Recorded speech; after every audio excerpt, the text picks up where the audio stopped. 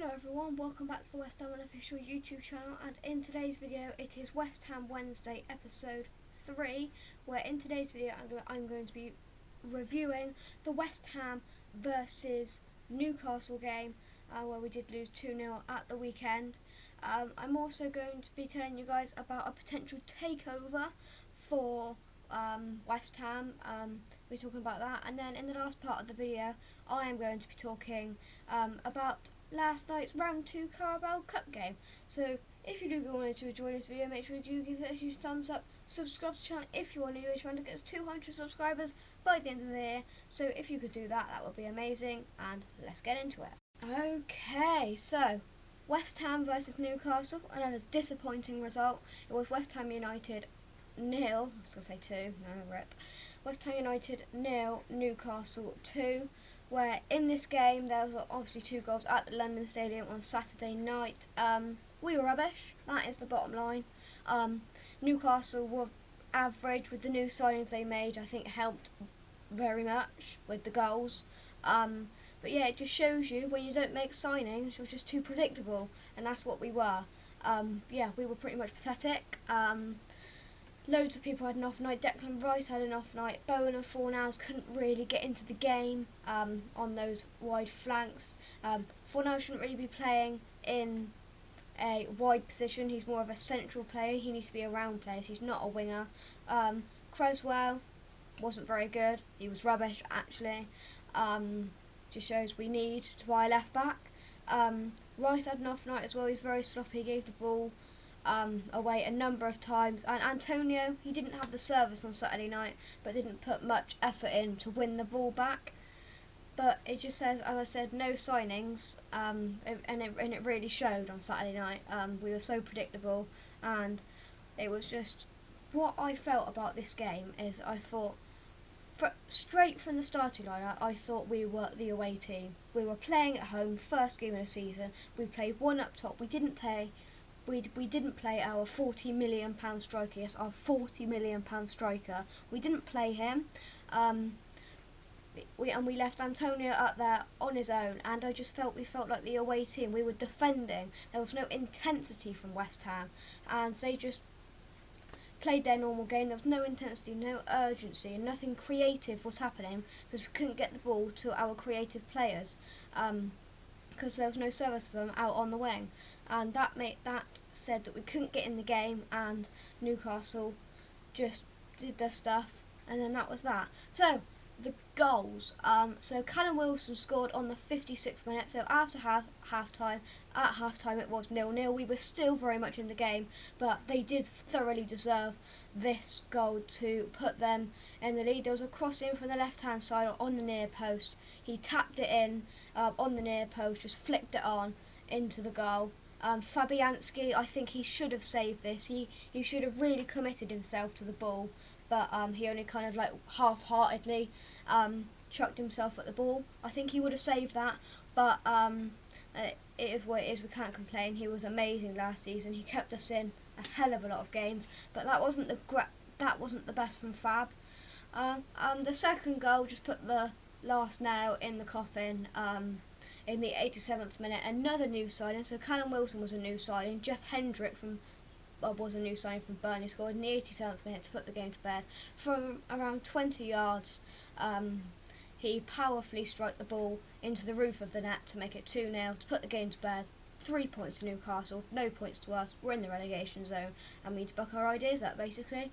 So yeah, a very disappointing start to this video, a very disappointing start to the Premier League season. That game was a 6-pointer. It was a 6-pointer, because if you have a look at the next games, we've got our next 6 games, I'm going to read them out. We've got Arsenal away, Arsenal are playing very well at the moment, then we've got Wolves at home, then Leicester away, Tottenham away, Liverpool.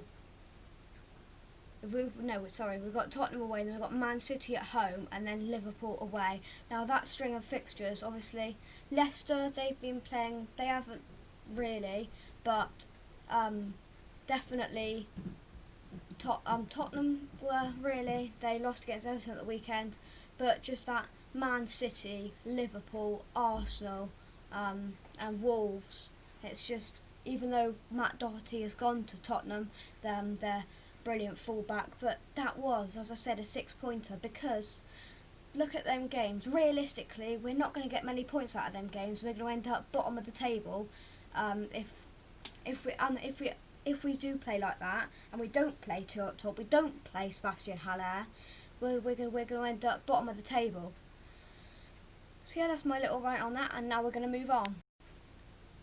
Okay, that's my rant over, and now hopefully going to get into some positive news, is a potential takeover. So Gold and Sullivan have, even though they have rejected the second bid, the first bid was 350 million a couple of weeks ago, this American kind of like group of people, like they've called it a consortium, like a kind of company, they bid £350 million and it was rejected. And then just in the last couple of days, there has been another bid of £400 million that has been rejected as well. So they are getting up there. I don't know how much they want for the club. I don't know. I don't think really anybody knows. But there is insiders saying that they are going to keep bidding until they get the club. So how good would that be for me in 2 weeks' time to pick this camera up, to press record and say GSB have gone? But not quite yet. Let's keep our hopes up, and hopefully that can happen. So will they sell up? Will they give the fans what they want? Obviously they want to stay till 2023 to get for the stadium for that reasons.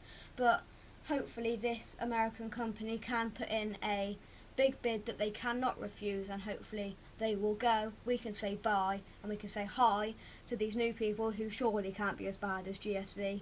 But yeah, so that's GSB out, sacked the board. That was just a little update on that, and into our third part of this video.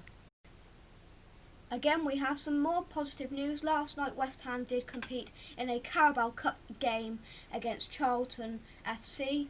This was the second round of the Caraboa Cup, and we were the victors. Thank God for that. We did beat Charlton 3-0 at the London Stadium with a pretty kind of good performance, I think. I didn't watch the game because I didn't pay £10 to watch it from the EFL, but by the sounds of it, it was pretty convincing, although Charlton did have a few chances in the first half that they did miss, so the game could have been different.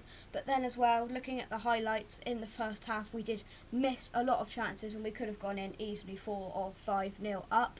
So by the 10-minute mark, Andrei Yarmolenko had the ball in the net, but it was disallowed because there was a foul committed on a Charlton FC player.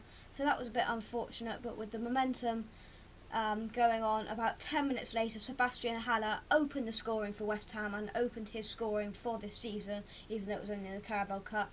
And hopefully Moyes will play him against Arsenal at the weekend. He did score two goals in this game, and his first was in the 22nd minute, where Yarmolenko had the ball on the left-hand side on the wing, just chips it over the defender into the box, and a simple one-touch tap-in past the goalkeeper makes it 1-0 to West Ham. So then, just 4 minutes later, he's at it again. Sebastian Haller scores his second goal of the game. The goal again comes from the left flank on the left-hand side, where Snodgrass does what Snodgrass does best, is whips the ball in to the back post, where there was an absolute thunderbolt of a header from our £40 million striker Sebastian Haller into the top left-hand corner to make it 2-0 after 26 minutes. Now that was a great header. I don't know if you've seen the highlights, but I certainly have, and what a header it was. And that's what we need to see this season from our recognised striker, because Antonio isn't our recognised striker, Sebastian Haller is. So we need to see this in the Premier League now. Haller, you're not watching, but I hope you are.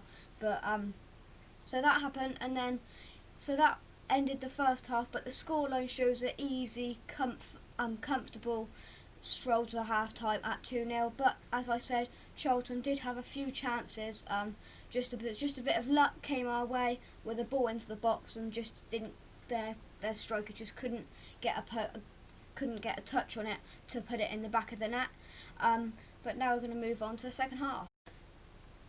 So not much to report in the second half, but right at the end of the game, to put the nail on the coffin, to put the game to bed, Felipe Anderson scored on the 81st minute. Manuel Lanzini skills his way past the Charlton defender, back forth, but gets past, just pokes the ball across the penalty area to Felipe Anderson, who drills the ball into the bottom right corner to seal the game, to seal the deal. So West Ham are in the third round of the Caraboa Cup with a 3-0 kind of emphatic victory. There would have been serious doubts on this team if we would have lost that game. People were doubting whether we were going to win, but they did come through. And what made it even better is our out of form players scored. So Sebastian Haller, hopefully that can give him some confidence to be played in the Premier League, to have trust to be played. So hopefully he can carry that momentum onto the Arsenal game on Saturday. And then as well, Felipe Anderson, who's had a lot of criticism. He's had criticism from me as well. But hopefully he perhaps might come on in the second half against Arsenal to change the game around. Who knows? But if you have enjoyed today's video, make sure you do give it a thumbs up. Can we aim for 10 likes for today's video? 10 likes, and I'll do another video at the weekend about the Arsenal game.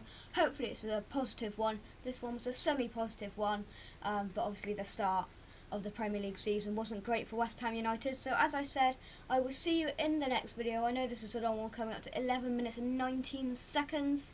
So yeah, I will see you soon, and come on you Irons. Peace out.